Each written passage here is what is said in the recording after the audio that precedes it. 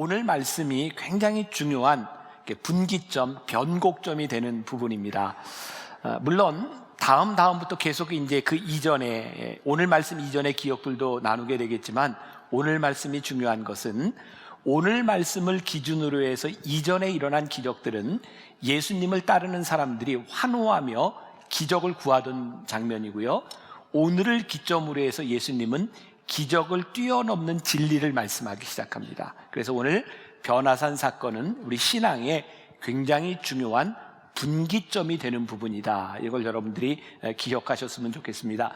여러분, 성경을 묵상할 때 늘 어떤 때, 그 다음에 장소, 사람 이름이 있는 것들은 특별한 의미들을 가지고 있어서 유심히 보아야 됩니다. 오늘 말씀 첫 번째 어떻게 시작하고 있죠?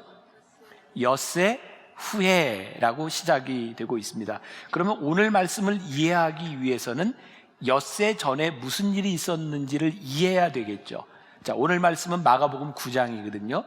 엿새 전에 있었던 일은 마가복음 8장에서 일어나고 있습니다. 그러니까 오늘 여러분들이 말씀을 듣고 전체적인 맥락을 잘 이해하기 위해서는 또 마태복음 8장을 여러분들이 묵상하는 것이 도움이 될 수 있습니다. 마태복음 8장에서 무슨 일이 있었는가? 가이사랴 빌립보라고 하는 곳에서 예수님께서 제자들에게 물으셨어요. 사람들이 나를 누구라 하느냐? 우리 잘 아는 말씀이죠. 어떤 사람은 엘리야라 하기도 하고, 어떤 사람은 세례 요한이라 하기도 하고, 어떤 사람은 선지자 중에 하나라고 말씀하기도 합니다. 그때 베드로가 유명한 고백을 하죠. 뭐였죠? 주는 그리스도시요 살아계신 하나님의 아들입니다. 그런데 이 고백을 하고 난 다음에 예수님께서 제자도에 대한 말씀을 하세요. 너희들이 나를 따라오려거든 자기를 부인하고 자기 십자가를 지고 나를 따를 것이니라. 근데 이 말씀이 제자들을 너무 힘들게 한 거예요. 아니, 우리들이 예수님께서 지금까지 기적을 이렇게 행하시는 것을 보고 따라왔는데 예수님께서 자기를 부인하고 자기 십자가를 지고 나를 따르라, 이 말씀이 제자들에게 참 힘든 말씀이었던 것 같아요. 그래서 예수님은 예수님이 누구신지를 알리기 위해서 제자들을 데리고 변화산에 올라가신 거예요. 이게 변화산은 예수님의 정체성과 예수님의 사역에 대해서 오늘 변화산 기적을 통해서 분명하게 말씀하려고 하는 거였죠. 자, 예수님의 제자들뿐만 아니라 많은 사람들이 예수님을 따라다녔어요. 왜? 오늘 말씀을 기점으로 해서 이전에 예수님이 오병이어의 기적을 행하시니, 야, 예수님을 따라다니면 먹을 게 있다. 또 예수님께서 막 병자들을 고치시는 걸 보니까 예수님은 능력이 있어서 이 세상을 바꾸실 수도 있겠다. 예수님이 좋아서 따라다닌 거예요. 더 좋은 일이 일어날 수 있겠다. 그런데 예수님께서 오늘 좋은 것을 따라다니던 제자들에게 깊은 신앙의 세계로 인도하시는 거예요. 자, 우리들이 하나님을 믿는데 좋은 것을 바라고 왔으나 더 이상 우리의 만족을 위해서 신앙생활을 하는 것이 아니라 하나님의 뜻을 이루기 위해서 너희들이 무엇을 할 것이냐를 묻고 계시는 것이 오늘 이 변화산 사건의 이야기입니다. 부귀영화를 바라보며 예수님을 따라다니는 것이 이제 자기를 부인하고 십자가를 지는 것으로 바꾸어 주신 것이죠. 이렇게 표현할 수 있을 것 같아요. 예수님의 기적을 바라던 이전 사람들은요, 세상과 동일한 것들을 꿈꾸며 세상의 방식을 가지고 살아갔는데, 이 변화산을 기점으로 해서 예수님은 이제 너희가 나를 따라오려는 것은 세상의 방식이 아닌 하나님의 방식으로 살아야 한다. 신앙의 새로운 패러다임을 제공하고 계신 것이죠. 오래전 제가 이야기했던 것인데 몇몇 분들은 기억하실 거예요. 저는 군목으로 군대에서 목사로 이렇게 근무한 적이 있습니다. 제가 사역하던 그 부대는 참 사고가 많이 났어요. 특별히 자살 사고가 많이 일어났기 때문에 지휘관이 저에게 신병들이 오면 목사님이 꼭 인격 지도 교육을 해주세요. 그래서 늘 신병이 오면 교회에서 제가 교육을 한 적이 있습니다. 제가 병사들을 이렇게 모아놓고 교육을 할 때 병사들에게 이렇게 물었어요. 신병들에게, 앞에 있는 분들 군대 갔다 오셨어요? 네? 네. 제가 이렇게 물었거든요. 대답해 보세요. 제가 이렇게 세워놓고 군인 정신이 뭡니까? 군인 정신이 뭐죠? 네, 나라를 위해 목숨을 바치는 거. 꼭 대답을 안 하셨어도 되는데, 네, 괜찮아요. 이렇게 물어보면 대답을 잘 못해요. 그래서 제가 이제 다른 병사에게 또 묻는 거예요. 일어나 보세요. 그리고 제가 물으니까 저는 장교고 사병이고 신병이니까 잘 대답을 못해요. 그래서 제가 다른 병사에게 군인 정신이 뭔가요? 그랬더니 그 친구가 아주 인상적인 대답을 했어요. 예! 군인 정신은 제 정신이 아닙니다. 이렇게 대답을 했어요. 제가 그 얘기를 듣고 이렇게 얘기했어요. 정답이다, 정답. 우리가 군인 정신에 대한 많은 이야기를 듣는데 진짜 중요한 건 뭐냐면 군대에 오는 순간 자기가 가지고 있던 제정신을 가지고는 군생활 못한다. 군에 들어오면 군인 정신, 제정신이 아닌 것을 가져야 된다는 거예요. 옆에 있는 남자분도 군대 갔다 오셨어요? 제가 한번 물어볼게요. 군대 얘기가 아니고 예수 정신은 뭡니까? 제정신이 아니에요. 맞았어요. 자, 예수 정신도 제정신이 아닌 거예요. 우리가 예수를 믿는데 어떻게 세상의 논리와 세상의 생각을 가지고 예수님을 믿을 수 있겠습니까? 예수님은 우리들에게 새로운 패러다임을 말씀하고 있는데 그것은 하늘나라의 정신을 가지고 너희들이 자기를 부인하고 십자가를 지고 나를 따라야 한다고 말씀하고 있어요. 여러분, 우리들이 하나님의 마음을 가지고 십자가의 정신을 가지고 살아간다고 하는 것은 여러분들이 받아들이기 힘들지 모르지만 예수님을 주로 고백하는 공동체에게 필연적으로 다가오는 고난에 대한 말씀이기도 합니다. 그래서 오늘 이 말씀은요, 불특정 다수를 향해 하시는 말씀이 아니고 또 불특정 다수에게 동일한 변화산의 경험을 보여주신 게 아니에요. 예수님께서 자기를 부인하고 자기 십자가를 지라고 하는 말씀은 예수님을 따르겠다고 모인 사람들에게 하신 말씀이고 모든 사람들이 이 말씀에 순종한 것도 아니고 많은 사람들이 이 말씀을 듣고 떠나가기도 합니다. 제가 몇 년 전 유학생들을 위한 코스타라고 하는 집회에 갔을 때 주제가 그런 거였어요. 세상을 거스리는 삶. 세상을 거스린다고 할 때 저에게 떠올랐던 이미지가 있어요. 뭐냐면 연어라고 하는 물고기죠. 여러분, 연어들은 산란철이 되면 어떡합니까? 물살을 거슬러서 올라가잖아요. 물살을 거스른다고 하는 것이 참 힘든 일입니다. 그런데 연어가 알을 낳기 위해서 생명을 위하여 물살을 거슬러 올라가는 겁니다. 우리가 예수님의 십자가를 바라보고 살아가는 것은요, 그것이 생명이기 때문에 이 세상과 거슬러 올라갈 수 있는 싸움을 하는 것이에요. 그래서 우리들이 하나님의 사람으로 살아간다고 하는 것은 어쩌면 우리들에게 필연적으로 준비된 고난을 경험하는 것일 수도 있어요. 그래서 제가 분기점, 변곡점이라고 이야기를 했어요. 이 변화산 사건은 예수님이 누구신지를 발견하게 되는 이 기적을 통하여 우리의 신앙에 대한 본질적인 질문을 던지고 있는 것이다. 자, 이제 오늘 예수님께서 변화산에 올라가시는데 제자들을 몇 명을 데리고 올라가셨죠? 3명을 데리고 올라가셨어요. 누구? 베드로, 야고보, 요한, 이렇게 3사람을 데리고 올라갔어요. 여러분, 성경에 보면 예수님께서 특별한 곳에 꼭 이 3명의 제자들만 데리고 가셨던 때가 있어요. 사람들이 질문을 하고 의문을 가집니다. 왜 예수님은 12명의 제자들 중에 이 3사람만 데리고 올라가셨을까? 여러 가지 이유가 있을 수 있어요. 이들이 특별한 수제자일 수도 있어요. 근데 저는 그런 질문은 우리들에게 합당하지 않다. 제가 말씀을 묵상하며 깨닫게 된 건 3사람을 택한 것은 우리가 물을 수 있는 질문이 아니라 예수님의 주권에 대한 부분이에요. 예수님이 3사람을 데리고 영어 성경에도 보면 Jesus took라고 하는 말을 쓰고 있는데요, 예수님께서 그들을 데리고 예수님의 결정에 대한 부분이에요. 예수님의 주권에 대한 부분이죠. 우리는 종종 우리 주변에서 일어나고 있는 일들, 누군가에게 주어진 사명, 누군가에게 일어나는 기적들을 바라보며 하나님, 왜 저 사람에게만 저런 일이 일어나나요? 아니, 이건 우리들의 올바른 질문이 아니에요. 중요한 것은 우리 주님께서 누군가를, 나를 어떤 사역의 현장에, 기적의 현장에 우리를 부르셨을 때에는 우리들에게 그 기적을 통하여 주시는 특별한 사명이 있다는 거예요.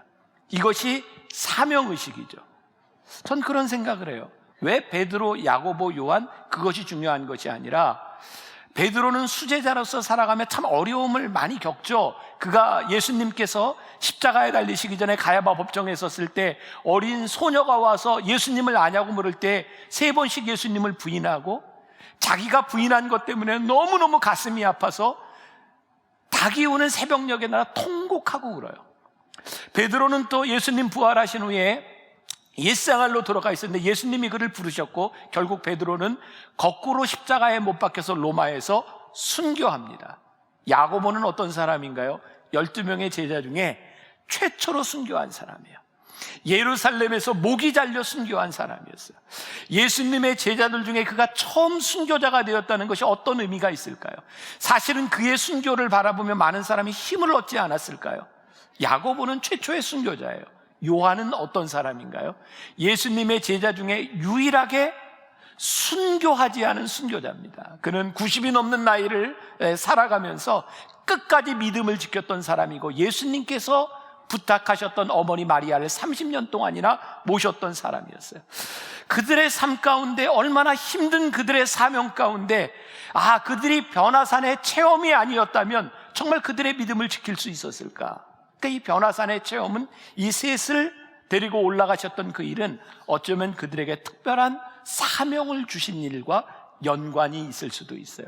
그래서 이 기적이라고 하는 것은요, 하나님께서 우리들에게 기적을 행하실 때는 우리들에게 특별한 사명도 주신다라는 것을 우리들이 생각할 필요가 있을 것 같아요. 자, 예수님께서 제자들과 함께 그 변화산에 올라가셨을 때 3절과 4절에 보니까 그 옷이 광채가 나며 세상에서 빨래하는 자가 그렇게 희게 할 수 없을 만큼 매우 희어졌더라. 이에 엘리야가 모세와 함께 그들에게 나타나 예수와 더불어 말하거늘. 이 놀라운 기적의 사건을 보면서 베드로가 5절과 6절에서 이렇게 이야기하는데 같이 한번 목록해 볼게요. 베드로가 예수께 구하되 랍비여 우리가 여기 있는 것이 좋사오니 우리가 초막셋을 짓되 하나는 주를 위하여 하나는 모세를 위하여 하나는 엘리야를 위하여 하사이다 하니 이는 그들이 몹시 무서워하므로 그가 무슨 말을 할지 알지 못함이더라. 아무튼 베드로가 늘 그의 성격처럼 아주 빨리 이렇게 또 주제넘게 이야기를 하는 거죠. 이 놀라운 기적을 보더니 베드로가 예수님 여기에 초막셋을 짓고 우리 함께 살아요. 근데 뭐라고 얘기했냐면 베드로가 두려워함으로 지가 무슨 말을 하는지도 모르고 이 이야기를 했다는 거예요. 굉장히 즉흥적으로 이야기합니다. 그리고 이것은 예수님께서 보여주셨던 기적의 본질을 잘 모르는 거였죠. 제가 중요한 이렇게 정의를 하나 내린다면 하나님이 행하시는 기적을 보는 것이 우리의 믿음이 아닙니다. 진짜 믿음은요, 그 기적이 일어났을 때 왜 그 기적을 일으키셨는지를 알게 될 때 우리들에게 믿음이 생기는 거예요. 자, 여러분들 가운데도 인생을 살아오면서 여러 가지 하나님의 기적을 경험한 사람이 있을 거예요. 어떤 사람은 신유의 기적을 경험하기도 하고 어떤 사람은 물질의 어려움 가운데서 하나님 도와주시는 기적을 체험한 사람도 있어요. 그런데요, 우리의 육신이 나았다고 믿음이 아니라는 거예요. 우리가 물질에서부터 어려움을 벗어나는 기적을 경험했다는 것이 믿음이 아니라 하나님께서 너의 병을 고쳐주신 이유가 무엇이고 하나님께서 그 어려움 가운데 물질의 축복을 주신 이유가 무엇인지를 알 때 그것이 올바른 믿음이 시작되고 있다는 거예요. 오늘 변화사는 우리들이 보는 것에 대한 문제가 아니라 그것을 통하여 하나님이 무엇을 깨닫게를 하시는가 그것을 보아야 하는 거죠. 오늘 아주 심각한 오류 가운데 하나가 뭐냐면 베드로가 한 말이었어요. 주님, 여기에다 초막 셋을 짓고 우리 여기서 살아요. 예수님께서 그 베드로의 말을 깨는 거죠. 많은 기적을 체험한 사람들이요, 그런 생각을 가지는 거예요. 여기가 너무 좋사오니, 이 기적이 너무 좋사오니 제가 이 기적을 붙들고 살면 좋겠습니다. 그래서 기적을 체험한 사람들 중에 지극히 편협해질 수 있고 신앙이 지극히 집착하는 신앙으로 바뀔 수 있는 거죠. 그래서 우리들이 기적을 체험한 신앙 때문에 실제로 믿음과 멀어질 수 있어요. 내가 경험했던 그 기적을 붙들고 다른 하나님의 일을 기대하지 못할 때가 있어요. 그래서 이 집착이 심한 편협한 신앙인들 가운데 예를 들면 이런 거예요. 내가 신유의 역사를 체험했어요. 하나님 내 병을 고쳐주셨어요. 그런데 내 옆에 병으로 인하여 힘들어하는 교인들이 있으면 너무 쉽게 이런 말을 하는 거죠. 기도해, 회개해. 당신의 병이 낫지 않는 것은 회개하지 않기 때문이야, 기도하지 않기 때문이야. 너무너무 위험하고 가슴 아픈 일이죠. 누군가의 가슴에 비수를 꽂는 일이죠. 하나님께서는 우리의 병을 고쳐주시는 기적도 행하시지만 우리들에게 주신 그 병을 안고 살아가며 그 병 가운데 사역을 감당할 수 있는 믿음으로 힘을 주시기도 하는 분인데, 내 경험을 가지고 누군가에게 비수를 꽂는 일들을 하는 편협한 신앙에 머물 수도 있는 거죠. 주님, 여기에다 초막셋을 짓고 여기 살아요라고 하는 것은 우리 주님이 베드로에게, 제자들에게 보여주셨던 기적의 의미는 아니었어요. 저는 우리들의 신앙에 있어서 믿음과 기적을 통해 기념비를 세우는 것은 아주 중요한 일이라고 생각합니다. 그러나 기념비가 우상이 되는 것은 너무너무 위험한 일이에요. 초막셋을 짓고 여기에 머무르는 것이 아니라 내려와야 되는 거예요. 제가 알고 있는 어떤 목사님인데 한국 교회, 아주 유명한 오래된 교회 목회를 하시는 분이에요. 그분이 목회를 하면서 교회에 이런 것도 좀 고쳐야 되고 이렇게 새롭게 해야 되겠다 해서 리모델링을 하려고 했대요. 그런데 그 교회 사회적으로도 아주 유명한 분, 원로 장로님인데 목사님을 찾아와서 이렇게 얘기하더래요. 목사님, 만일 교회를 고친다고 여기에다가 못 하나라도 박는다면 그 못은 내 가슴에 받는 못인지 아세요? 절대로 손을 못 대요. 왜 그럴까요? 그분이 그 교회에서 수십 년 동안 헌신하며 그분의 믿음의 흔적이 그 교회에 있는 거예요. 그래서 아무도 손을 대지 못한다는 거예요. 그분의 헌신과 흔적, 믿음의 추억들이 그것이 기념비로 남는 것이 아니라 우상이 되어서 아무도 손댈 수 없다고 이야기하는 거죠. 우리들의 믿음의 추억들, 우리의 경험들이 우상으로 머무는 것이 아니라 우리의 경험을 가지고 어떻게 이 땅에 내려와서 하나님의 사람으로서 사명을 감당할까를 생각하지 않는다면 기적은 우리들에게 무서운 우상이 될 수도 있어요. 자, 오늘 말씀 7절에 보니까 마침 구름이 와서 그들을 덮으며 구름 속에서 소리가 나되 이는 내 사랑하는 아들이니 너희는 그의 말을 들으라 하신지라. 하나님께서 이는 내 사랑하는 아들이니 이 말을 들으라 그랬어요. 이게 무슨 의미일까요? 지금 이들이 변화산에서 엘리야와 모세를 보고 예수님을 보고 초막셋을 짓자라고 하는데 하나님께서 이는 내 사랑하는 아들이니 내 아들의 음성을 들으라 라고 했더니 어떤 일이 일어났냐면 모든 것이 사라지고 예수가 보여요. 저는 아주 중요한 일이라고 생각하거든요. 정말 우리들에게 중요한 것은 예수님을 바라보는 것이고 예수님의 음성을 듣는 것인데 우리들은 변화산이라고 하는 초자연적인 현실에 매몰돼서 우리의 사명을 잃어버릴 때도 있는 것 같아요. 아마 오늘 말씀을 위해서 하나님이 저희를 경험하게 하셨는지 모르겠어요. 오늘 제가 새벽에 말씀을 붙들고 어머니 기도실에 들어가서 이렇게 준비하다가 기도하다가 혼자 웃었어요. 왜냐하면 어제 우리 교인들과 함께 저기 안면도로 트레킹을 갔잖아요. 제가 정확히 숫자는 모르겠는데 저한테 보고된 걸로 한 1,100명 정도 우리 교인들이 갔어요. 버스 20몇 대를 가지고 이렇게 쫙 간 거예요. 근데 제가 교인들과 함께 갔는데 교인들 얼굴에도 한번 보면 좋겠다 싶어서 교인들이 이렇게 출발해서 이렇게 갈 때 저는 저쪽에서부터 출발해가지고 교인들과 함께 이제 인사하면서 이렇게 간 거예요. 한 사람 한 사람. 근데 문제는 요즘 이렇게 걷고 산에 가는 사람들이 선글라스만 끼는 게 아니라 모자에다 완전 변장을 해서 누가 누군지 알아볼 수 없는 거예요. 그래서 저도 이제 선글라스를 끼고 저도 갔어요. 가면서 인사를 하는데 못 알아보고 저도 누가 교인인지 모르겠어요. 그래서 이제 어느 시점부터 만나교회 그리고 저 담임 목사예요. 그러면서 이제 인사를 하면서 이렇게 이제 가는 거예요.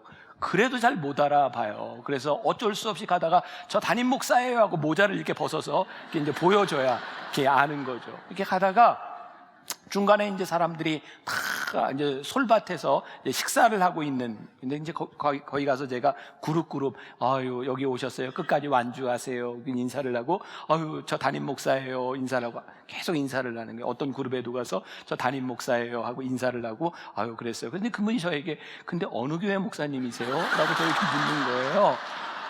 아니 그래서 아니 우리 교인 아니세요? 그랬더니 교인은 맞는데요 서울에 있는 교인이에요. 그냥 그분이 왔다가 우리 교인들 틈에 섞여서 먹다가 뭐 그랬던 일이 있어요. 제가 오늘 이렇게 말씀을 이렇게 준비하다가 소리를 들으라. 우리들이 그렇지 않으면 참 이렇게 착각하고 잘못 보고 살아갈 수 있겠구나. 음성을 들으라. 우리 교인들이 제 소리를 들으며 제가 모자 받고 선글라스 벗고 우리 목사님이라고 이해하는 거예요. 예수님께서 우리들에게 보여주셨던 이 놀라운 기적 가운데서 너희들이 내 사랑하는 아들의 음성을 들으라고 하는 이 말씀은 예수님이 누구신지 너희들이 알아야 되겠다라고 하는 그런 말씀입니다. 오늘이 종려주일이에요. 종려주일. 예수님께서요, 나귀를 타고 예루살렘에 입성해요. 많은 사람들이 환호하는 거예요. 와, 이스라엘의 왕이여, 호산나, 호산나. 많은 사람들이 예수님을 환호하고 있는데요, 예수님은 그 왕으로 입성하신 것이 아니라 예루살렘에 십자가를 지기 위해 그 성에 입성하고 계셨어요. 그들은 단지 그들이 보는 것을 보려고 했고, 예수님은 내가 왜 여기에 들어가는지를 말하기를 원하고 계셨어요. 우리들의 오류가 무엇일까요? 저는 우리들이 신앙생활을 하면서 빠지는 참 중요한 오류 가운데 하나가 우리가 기도를 너무 열심히 한다는 거예요. 죄송해요. 기도를 열심히 하는 게 문제가 아닌데, 우리가 하나님 앞에 우리의 소원과 우리들이 바라는 걸 너무너무 열심히 기도하며 우리들에게 주시기를 원하시는 하나님의 음성은 듣지 않으려는 거예요. 오늘 말씀, 내 아들의 소리를 들으라 라고 하는 말씀이 뭐냐면, 너희가 그렇게 환호하는 예수 그리스도, 그것이 아니라 그분이 누구신지를 너희가 알아야 그분을 올바로 따라갈 수 있다라고 하는 말이 아닐까요? 오늘 8절에 보니까 문득 둘러보니 아무도 보이지 아니하고 오직 예수와 자기들 뿐이었더라. 이는 내 사랑하는 아들이라 라고 하는 음성을 듣고 문득, 영어로 suddenly, 갑자기 보니 그들이 보았던 신비로운 체험에 머무르는 것이 아니라 그 신비로운 체험이 정상적인 체험으로 바뀌는 거예요. 예수님이 보이고 자기의 모습들이 보이는 거예요. 자, 다시 오늘 이 말씀이 마가복음 8장과 연결이 되어 있다 그랬어요.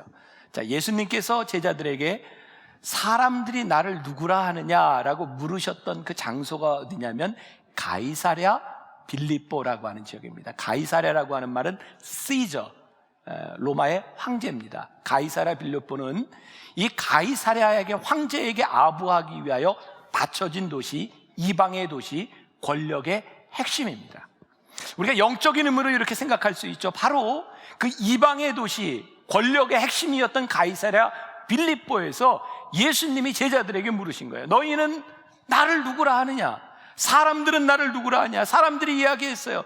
예수님은 엘리야입니다. 예수님은 선지자 중에 한 사람입니다. 세례 요한이라고 이야기합니다. 그들의 특징이 무엇이에요? 엘리야는 기적을 행했던 사람, 나라를 바꿀 수 있는 힘이 있는 사람. 세례 요한은 따라다니는 사람이 많아서 메시아라고 이야기하는, 이 세상을 뒤집어 엎을 수 있는 사람. 그들은 세상에서 세상이 꿈꾸던 메시아의 모습을 이야기하고 있었어요. 근데 예수님이 오늘 변화산에서 그 모든 것들이 다 사라지고 예수님이 누구이신지를 보게 하셨어요. 한때 참 유행했던 책들 가운데 내가 본 천국, 이런 책들이 있어요. 누군가 천국을 보고 와서 쓴 책이죠. 이게 참 창피한 이야기인데요, 크리스티애니티 투데이라고 하는 그런 잡지에 얼마 전에 나온 잡지인데 2010년에 천국에서 돌아온 소년이라고 하는 책, 알렉스 말리키라고 하는 아이가 쓴 책이 있는데요, 이 아이가 2달 동안 혼수 상태에 있다가 깨어났는데 천국을 보고 와서 쓴 책이라 이 책이 베스트셀러가 되었어요. 근데 이 아이가 양심선언을 한 거예요. 다 거짓말입니다. 그 아버지가 돈을 벌기 위해서 이 아들에게 시켜서 그 글을 쓰게 한 일이었어요. 저는 신앙생활을 하는 여러분들 가운데 입신을 하고 천국을 경험하고 오는 사람들을 봅니다. 그리고 이게 잘못된 일이 아니에요. 그런데 천국을 경험하는 일을 바라보면 그것이 천국의 본질은 아니다라는 생각을 참 많이 합니다. 그러면 우리가 흔히 생각하는 천국은 어떤 곳이에요? 내가 본 천국에 의하면 천국에 가면 그냥 천국에 들어가는 입구부터 그냥 황금으로 쫙 깔려 있고 여기저기 보석이 반짝반짝하고 그리고 막 앉는 의자도 황금이야. 막 황금이야. 근데 가만히 생각해 보세요. 천국에서 황금이 무슨 가치를 가질까요? 그리고 의자로 황금으로 만들면 너무너무 불편하지 않을까요? 황금으로 만든 의자? 또 어떤 사람에게는 천국에 가면 그냥 매 끼니 산의 진미로 쫙, 뭐 옛날 부흥사 목사님이 얘기하는 산천초목 뭐 육해공군이 나란히 막 뭐 그런 게 표현 썼죠. 막 소고기 닭고기 막. 근데 진짜 삼시세끼를 그런 산의 진미로 먹는 게 정말 천국일까요? 천국에 가면 매일 하나님과 함께 찬송하는데, 제가 목사지만 매일 찬송만 하면 천국일까? 천국의 모습이 과연 무엇일까? 근데 가만히 보면요, 천국을 경험한 사람들 중에는 특징이 하나 있는데 뭐냐면, 그들의 인생에 어렵고 힘든 가운데서 하나님이 입신을 시켜서 천국을 보게 하게 하시는데, 그들의 삶의 천국을 보게 하시는 거예요. 경제적으로 너무너무 힘들었던 사람에게 황금을 보여주며 내가 갈 나라는 이런 나라니라, 너무너무 힘들어하는 우리들에게 그것을 극복할 수 있는 천국을 보여주시는데, 우리들이 경험하게 될 천국은 그런 천국이 아니라 우리들에게 최고의 것을 하나님이 보여주실 텐데, 그것은 우리들이 꿈꾸는 천국과는 차이가 있을 수 있다. 그래서 신학적인 용어로 조금 어려운 이야기인데, 하나님 나라는 긴장 관계에 있는 거예요. already라고 하는, 그러니까 yet, 이미 우리들이 하나님의 말씀을 경험하며 우리들에게 임한 하늘나라와 이 믿음을 가지고 우리들이 가게 될 하늘나라를 기대하며 살아가는 것, 이것이 천국을 올바르게 살아가는 일이죠. 근데 우리들이 꿈꾸는 세상적인 의미는 결탄코 아닐 것이라는 사실이에요. 2013년에 국민일보에 이태영 기자라고 하는 사람이 마찬가지로 내가 천국을 보았다라고 하는 책을 쓴 이븐 알렉산더라고 하는 의학 박사와 인터뷰를 합니다. 근데 이분이 그런 이야기를 해요. 이분은 듀크 대학의 유명한 의대를 나왔고 14년 동안 하버드 의대에서 병원에서 사역한 아주 유명한 사람입니다. 그런데 이분도 역시 7일 동안 0%의 가능성도 없는 죽음 가운데서 있다가 의식이 회복됩니다. 그가 천국을 보고 왔어요. 문제는 이분이 천국을 보고 온 후에 천국에 대한 이야기가 아니라, 하나님께서 천국을 내게 보게 하신 이유는 나를 이 세상에 보내셨다는 거예요. 그분은 복음을 전하기 시작해요. 우리가 잘 아는 헨리 나우엔이라고 하는 사람이요, 교통사고를 통해서 전신 마취를 하고 수술에 깨어나며 그는 이렇게 이야기를 합니다. 나는 이 세상에 보냄을 받았다. 오늘 말씀과 굉장히 일맥상통하는 것인데, 예수님께서 변화산의 체험을 통하여 그들이 황홀함 속에 머물도록 하신 것이 아니라 황홀함을 경험한 그들을 이 세상에 보내셔서 이 땅에 사명을 생각하게 하신 거예요.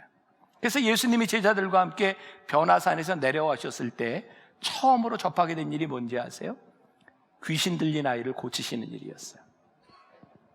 베드로와 제자들이 예수님이 우리가 초막 셋을 짓고 여기 머무르고 싶습니다라고 할 때 그 경험을 한 제자들을 데리고 나오셔서 처음으로 행하신 일이 귀신 들린 자를 고치신 일이었어요. 하나님께서 우리들에게 천국을 보게 하신 이유는 우리들에게 사명을 주시는 거예요. 제가 요즘 많이 이제 건강해졌어요. 얼마 전에 제가 우리 의사 선생님하고 이야기를 하다 보니까, 목사님이 요즘 설교 시간에 아픈 얘기 안 하는 거 보니까 참 건강해진 것 같다고. 제가 3년 전에 영국에서 저 태어나서 처음으로 쓰러져 봤잖아요. 기절해 봤잖아요.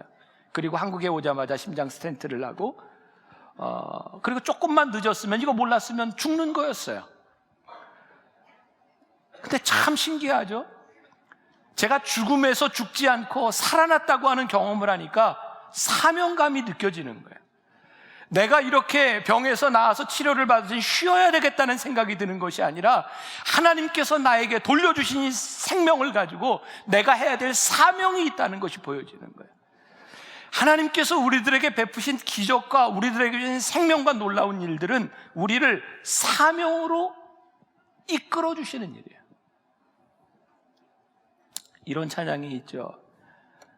밤 깊도록 동산 안에 주와 함께 있으려 하나, 괴로운 세상에 할 일 많아서 날 가라 명하신다. 주가 나와 동행을 하면서 나를 친구 삼으셨네. 우리 서로 받은 그 기쁨은 알 사람이 없도. 이 찬양은요, 누군가인지 모르지만 인생의 굉장히 어렵고 힘든 가운데서 하나님의 은혜를 경험한 사람이에요. 1절이 저장미꽃 위에 있을 아직 맺혀 있는 그때에 귀에 은은히 소리 들리니 주 음성 분명하다. 얼마나 기뻤을까요? 주의 음성이 들리는 거예요. 그 청아한 주의 음성. 이 괴로운 세상에 주님을 경험하고 났더니 이 동산에 주님과 함께 머물고 싶은 거예요. 근데 이 괴로운 세상에 할 일 많아서 주가 나를 보내셨다. 제가 1부, 2부 설교 때는 이 이야기를 안 했는데 2부 예배를 마치고 제 여동생이 사모인데 제 방에 들어왔어요. 오빠 이 이야기를 오빠한테 해야 되겠다고. 저희 어머니가 지난해 돌아가셨는데 제 여동생이 태어나기 전에 한 50년 전이죠. 50년 전 저희 어머니가 많이 힘드셨어요. 생활도 힘들었고 저희 아버님이 이렇게 유명한 부흥사로 또 성공한 목회자로 되기 전에 저희 아버님 때문에 많이 힘드셨어요. 왜냐하면 우리 집안의 피인데 노름을 좋아했어요. 저희 아버님도 노는 걸 굉장히 좋아하셨어요. 그래서 뭐 낚시, 바둑. 그러니까 사모로서 살아가는 것이 너무 고달프고 힘든 거예요. 자녀들 넷을 데리고 사는 게 너무 힘든 거예요. 그래서 저희 어머님이 늘 가시던 삼각산에 올라가셨는데 그 삼각산에 올라서 저희 어머님이 천국을 경험하셨어요. 그러니까 하나님께서 천국을 막 보여주시는데 환상 가운데 정말 그 산에서 내려오기 싫으셨던 거예요. 여기가 좋사오니 내가 여기에 살고 싶습니다. 그런데 하나님께서 내려가라고 하셨어요. 저희 어머니가 기도원에서 환상 중에 찬송을 배우셨어요. 저장미꽃 위에 저희 어머니 모르던 찬송을 1절부터 3절까지 다 환상 중에 그 천국 환상 가운데 이 찬송을 배우고요 내려오셨는데 내려와 보니 그 노래가 찬송가에 있는 거예요. 저희 어머니가 그 당시 이제 참 많이 아프셨어요. 매년 병원에 입원하시고 그리고 우리 사남매가 가서 이제 기타 치면서 저희 사남매는 늘 이렇게 찬송하면 사부로 이렇게 쭉 부르는데 그때마다 불렀던 찬양이 저장미꽃 위에 있으리. 저희 어머니가 환상 중에 배우셨던 찬송이었어요.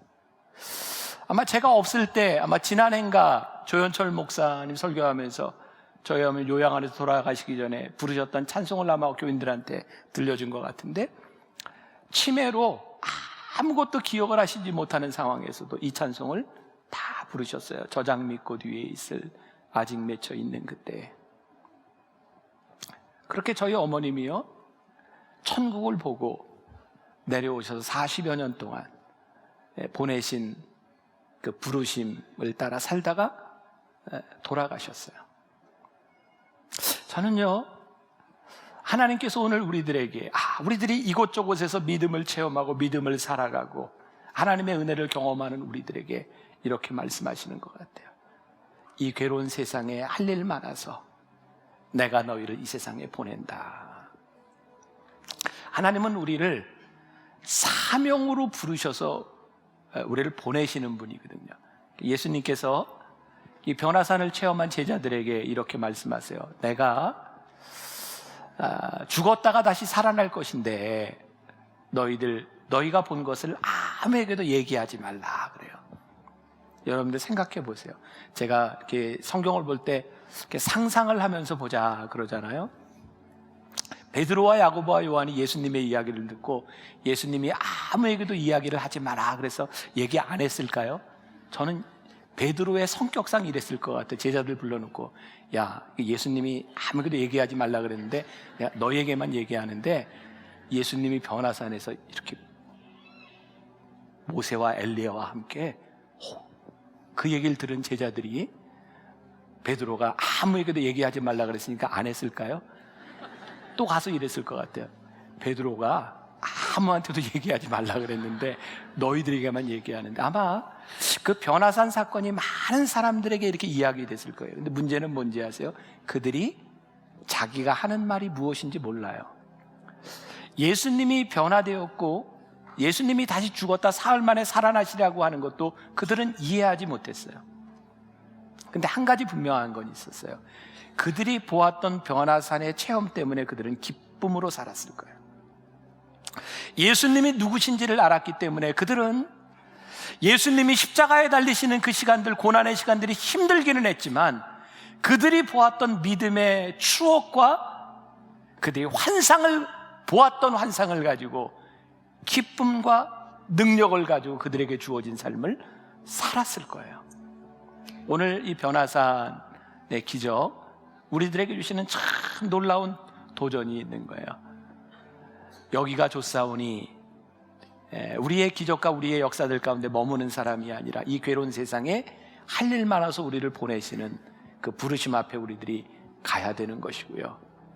우리를 붙잡아 주시는 그 기쁨을 우리들이 가슴에 안고 아직은 여러분들이 이해하지 못할 일이 있을 것 같아요. 하나님 어떻게 하죠? 하나님 제 삶에 일어나고 있는 일을 제가 도저히 이해할 수가 없어요. 괜찮아요. 아직 우리가 이해하지 못해도 우리들이 알게 될 것이고 우리들에게 충만한 기쁨으로 그 청아한 음성을 들으며 우리들에게 주어진 사명을 감당할 수 있을 거예요.